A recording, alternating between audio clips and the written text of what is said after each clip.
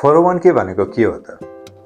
सजिलो हिसाबमा भन्नुपर्दा तपाईको इम्प्लोयरले 401k उनीहरूको प्रोग्राममा एनरोल गर्छन् र तपाईको अप्सन हुन्छ त्यो लिने या नलिने भनेर। यदि लिने भन्नुभयो भने तपाईलाई HR सँग अथवा कुनै त्यहाँको त्यो फाइनान्शियल डिल गर्ने मान्छेहरूसँग कनेक्ट गराएर अनि तपाईलाई साइन अप गर्न लगाइन्छ र 401k साइन अप गराइसकेपछि उनीहरूले भन्छन् कम्पनीले कुन हिसाबको चाहिँ 401k अफर गर्दैछ तपाईलाई भनेर। जस्तो कुनै कम्पनीले 50-50 म्याच गर्छु भन्छन्, कुनै कम्पनीले 5% म्याच गर्छु भन्छन्, कुनै कम्पनीले 3% म्याच गर्छु भन्छन्, कुनै कम्पनीले म्याच गर्दैन।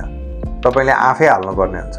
र यो भनेको चाहिँ के हो भने 3% भन्ने छ भने तपाईको एनुअल स्यालेरी हेर्छन् भनेको वर्षमा तपाईले कति कमाउनुहुन्छ हो, त्यो वर्षमा कमाउनेको 3% कति हुन्छ हो, त्यो उनीहरूले वर्षभरि नै सबै महिना मिलाएर त्यतिमा हालिदिन्छन्।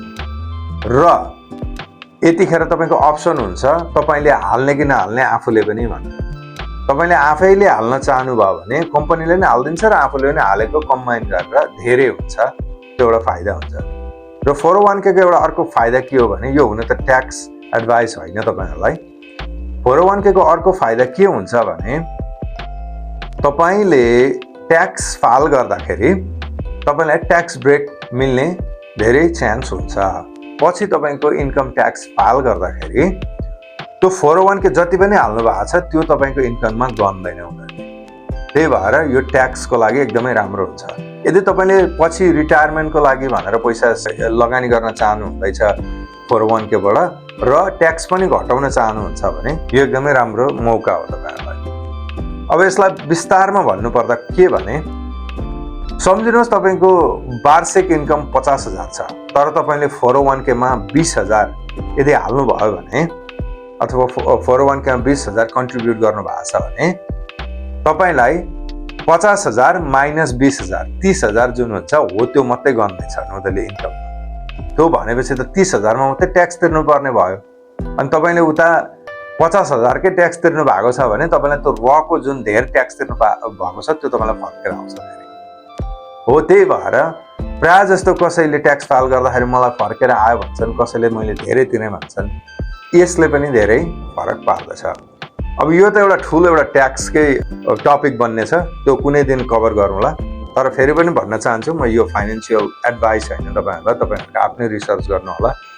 र अर्को कुरो 401k मा स्टक उदी इन्भेस्ट गर्न पाउँछ पाउँदैन भन्ने कुरो पनि धेरै सुनिरहेको हुन्छ।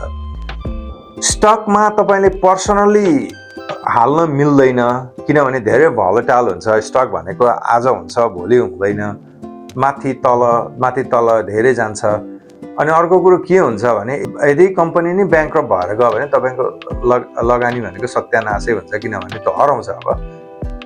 र उनीहरूले के गर्छन् भने यो सिस्टमै यस्तो बनाइदिएको छ कि जसमा चाहिँ तपाईलाई त्यहाँनिर फन्डमा हाल्दिएको हुन्छ, इन्डेक्स फन्ड म्युचुअल फन्डहरू किनेर हाल्दिएको हुन्छ।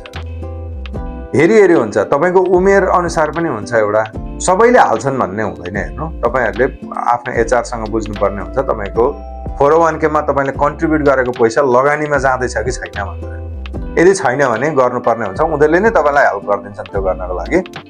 यदि तपाईले त्यो इन्भेस्टमेन्टमा हाल्न खोज्नु भयो भने उनीहरूले तपाईको उमेर हिसाबमा त्यस्तै फन्ड किनिदिन्छन्।